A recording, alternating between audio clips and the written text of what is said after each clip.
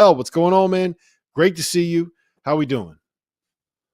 I'm doing great, man. Good to see you guys. You too. You too. Last but not least, and there's a guy who's done a really good job at Binghamton, Rob, and took over 5 years ago and has kind of stabilized that program. And coming off a good year last year, the big question I have for you, Levell, like how do you keep this thing going? How do you take that next jump? Because it's hard. We've talked to so many coaches about this, and you wish you could bring back the core of your team last year. It's just not always reality.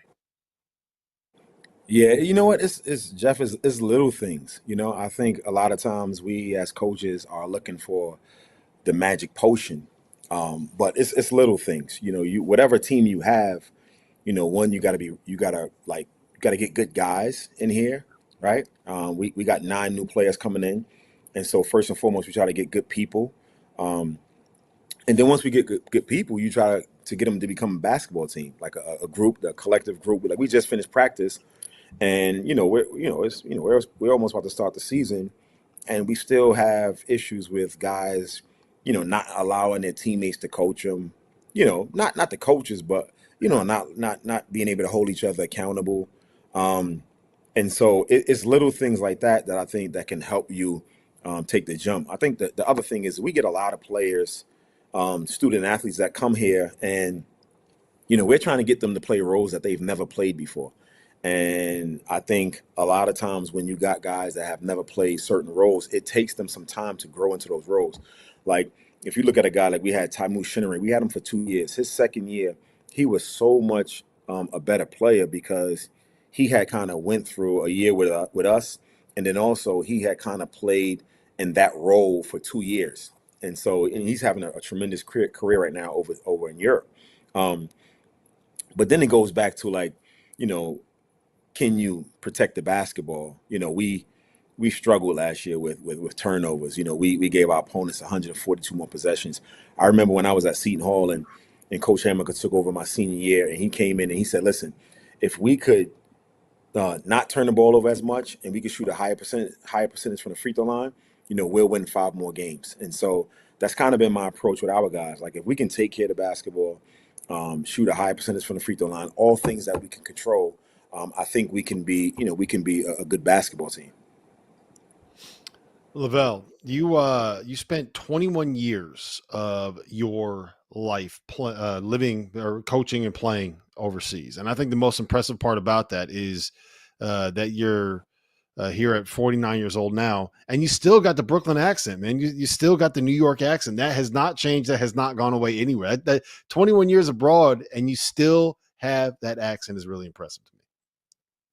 Yeah, you know why? Because I lived 21 years overseas, but I came back all the time, right? Like every summer, I came back. I think it was only 1 year that I didn't come back. It was when my daughter was born, and she was so young, we didn't want to take her on a plane, and so we stayed over in Europe. But yeah, I come back every year. I'm around a lot of New Yorkers all the time, and it's just how I talk. I don't think it'll ever go away. We Are got you some fluent strong in? accents in the league. We actually Yes. some of the head coaches. I mean, Jim Ferry's got a strong accent. So do you. Yeah, we got some, no doubt about it. Go ahead, Rob. Well, I was just going to ask. So you played, I think it was 14 years, 16 years that you played professionally was in the Czech Republic. You coached there as well. Are you fluent in Czech? And then more relevantly, when you have that experience playing in Europe at those professional levels, I kind of feel like that's getting close to where we're trending with college basketball right now in terms of the movement and getting used to new rosters as quickly as you have to. Has that been helped you been able to adjust to what we're seeing now in college basketball in 2025? Yeah, it was 17 years, and I say that all the time. I say it to my coaches. I say it to a lot of people, like what we were dealing with, when I was coaching over in Europe, exactly what's happening right now. And so I don't, I don't think I'm as annoyed as a lot of the other coaches are because, when I was coaching in the Czech Republic, I was over there for 4.5. We change our top, 4 or 5 players were changing every year because they were leaving, going to a different country. They wanted to make more money. And so you're bringing in a core group of guys all the time, and so that's exactly what it is now. You got guys that are leaving every year just because they want to put themselves in a better position, which I'm okay with. I'm always okay with whatever someone wants to do for themselves that they think is best. I'm okay with that because I always believe that we'll be okay. We'll figure it out somehow. And so yeah, it is the same model as it is over in Europe, where there's a lot of movement, there's a lot of changing. Um, and before it wasn't, before you weren't paying guys, but now guys are being paid. So I used to say, you know that was the biggest difference. But now there's no difference, and guys are actually making more money over here than they are over in Europe. I know it's Mhm. crazy. It's crazy. All right, give me a little bit of a breakdown on a couple of your new guys that people, Binghamton fans, just don't know yet. Demetrius Lilly comes over from LaSalle. Put up numbers. I mean, put up numbers. There's a reason he's in the first team preseason.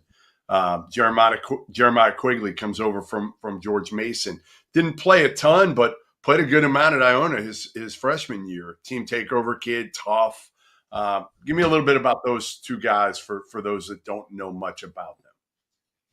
Yeah, so Demetrius is we were kind of trying to figure out in the summertime with the coaches, like who was going to be our leader in terms of like just talking and communicating. You got 9 new guys, and from day one, even just over the summer, he was, we were in contact a lot. He was talking and communicating, and he came right in and picked that right up. He's a guy that again we're down there, we're closing practice out, and he's the one. And there was other guys, but he's the one last voice. He's always talking and communicating.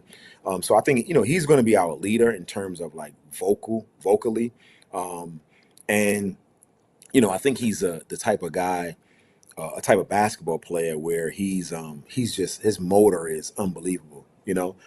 He's a guy that he never stops going. He never gets tired. He's in great shape. We were just joking with him. We seen a picture of him at Penn State over the weekend, and man, he's a total different Really? player. His body looks totally different. And I think he's going to have a tremendous year. And so I'm really looking forward to him. He can kind of do a little bit of everything. He can play inside. He can play outside. I think he's going to. I think he's going to lead the country in rebounding. We had Gavin Walsh here, who was top 5. He's bigger than Gavin, and his motor is goes a little bit more. So I think he can lead the country in rebounding. So that's going to be something that and I challenged him on that already earlier in the summertime. Jeremiah Quigley, super quick. I think he has a chip on his shoulder. Not playing last year, George Mason, I think, really kind of motivated him, and so I think he's going to come out. He's been really good in terms of, our team has been really unselfish so far, and I think a lot of it is because of him. I think when you have the point guard that has the ball in his hands all the time, when he's unselfish and he makes plays for his teammates, I think it kind of it becomes contagious, and so I'm really expecting a big year out of him. Just the way he can push the ball and play in transition, the way he can pass and make his teammates better. And so those two guys are probably going to be our leaders, and we need it. We're going to need those guys to be really good. They know that. Obviously we don't like to rely on just one or two guys. We like to preach balance and have a lot of different guys that can do a lot of different things. But I think those two guys are going to be our guys that really kind of make us go. One of the things that we've heard doing these media days from coaches over and over again is, you got to build for one. You're not building a program for 4 years or 5 years. You're building for 1 year, and then you're going to kind of reevaluate after the season. And I think it's interesting that you got a couple freshmen coming in. You got a couple JUCO kids coming in that have 2 or 3 years of eligibility left.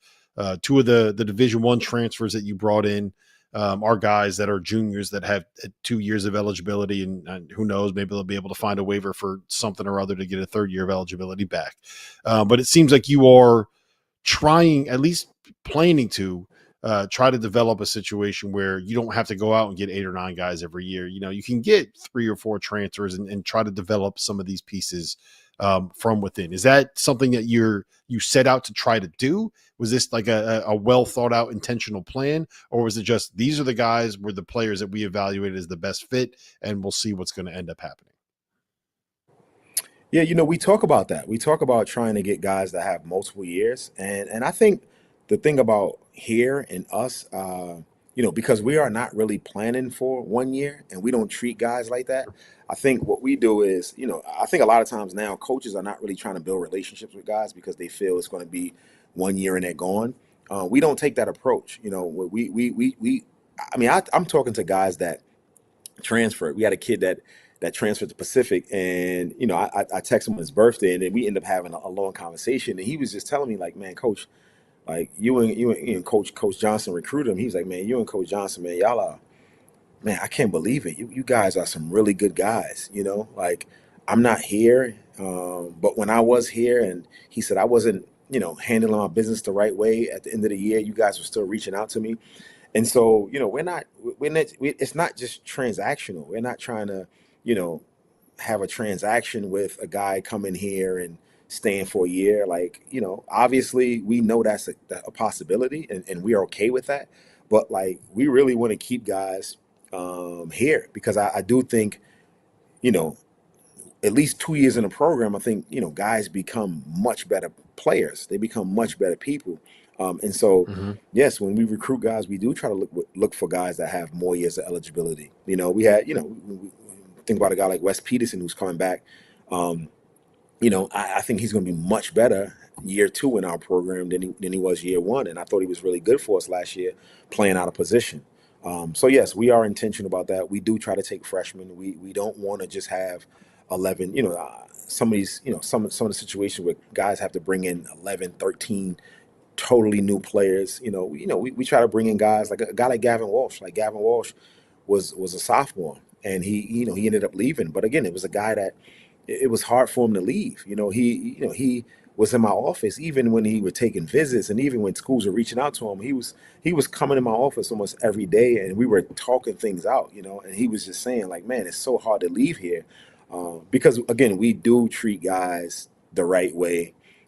We do try to make it about family. We are interested in guys, not just, here, but like when they leave here. I mean, we've had so many guys that have left and, just always reach out. We're in touch.